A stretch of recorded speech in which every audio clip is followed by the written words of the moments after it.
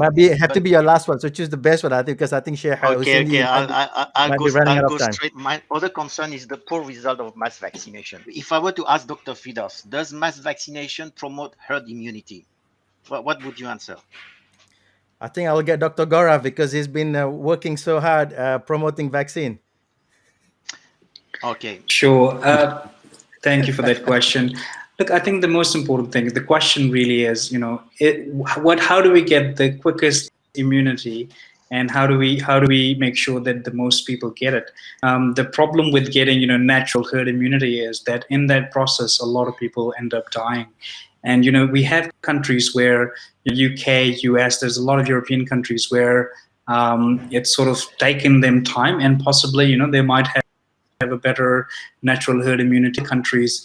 But what, at what cost does that come? Because if your neighbor's child becomes an orphan, if your best friend dies in that process, if you lose your brother, sister, mother, father, somebody in that. So is that really the way we want to go about doing it?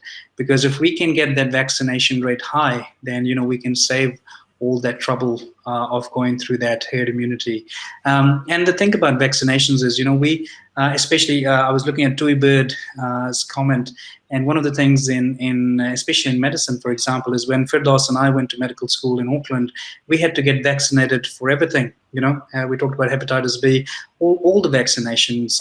I recently did an interview for a newspaper, and we were talking about how the idea of health mandate in healthcare, especially, it's not new. Whether you're a physiotherapist, or OT, a doctor, or a nurse, even in receptionist, you already do have that mandate, and a lot of it is about making sure that first of all, that you are not catching something, because at the end of the day, as Firdaus said, we all have families. We all have to come back to our parents, our kids, our partners.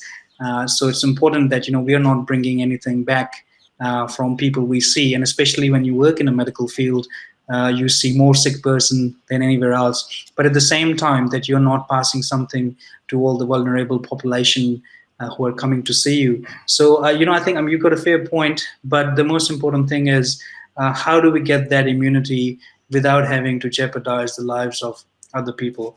And I would say that, getting vaccination is probably a better way than to wait for that natural immunity.